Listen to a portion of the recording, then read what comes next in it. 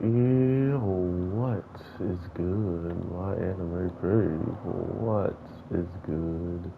It's finally happening to the point where we have two girls sleeping by our one dude, and he still isn't interested in anything the schoolgirl is saying. So much to the point where he actually doesn't even care about uh, you know, in sim games going to school. Like he just can't be bothered with it, and I think that's one of the funniest things we see in this week's episode is just how much he disdains uh, school and how far he'll continuously go to make sure he doesn't go, even in a video game, which is pretty hilarious. Overall, I do see the potential of what they're stacking up. Uh, the vampire friend versus the human friend, and she's making it seem as if, take your time. You don't have to just waltz on in and, start schooling.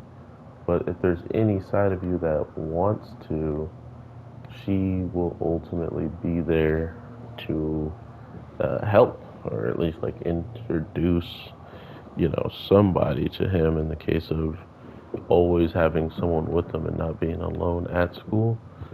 Hence why he can sleep better at night, right? Having one person like a vampire helping him sleep at night is clearly a big game changer because he couldn't even do that before. But we do learn that the secret of good sleep, or at least being able to sleep, is being satisfied with the day. And I think I like that a lot. Being satisfied with your day and knowing that things went not only the way you wanted them, but sometimes you just had things happen and it made the day that much more livable, or whatever the case is.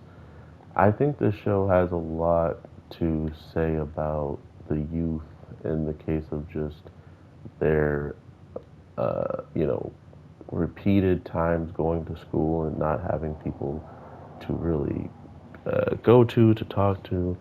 Not to mention, uh, they get teased for things that they do like. They get hated on for, not being the smartest person in the class. And then you get hated on for being the smartest person in class. There's only a middle ground where you can sit in schools, and that middle ground is practically forcing you to not be capable of putting yourself in the spotlight unless you're ready for what the spotlight brings with it.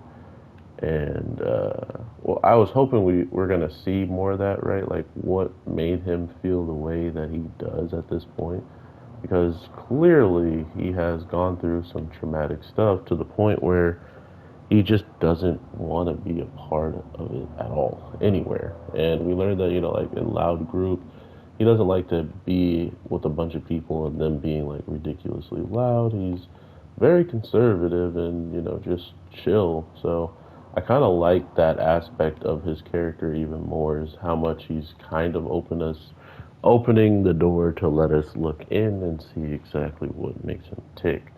So overall, I think this show is going to start focusing even more on the human friends, maybe a little bit more, once he kind of reaches a point where, like she already said, you don't love me, this is just lust, or, something along those lines.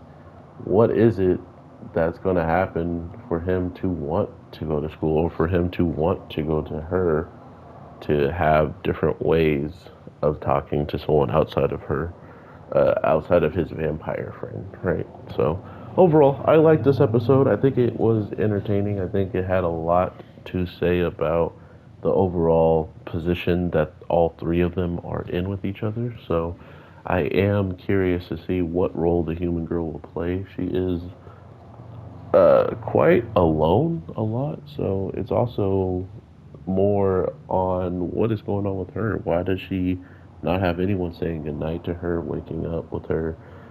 stuff like that. So overall, hope y'all have an awesome one. Like, subscribe, whatever the case is. Thank you so much for the support, and I'll talk to you in the next one. Peace.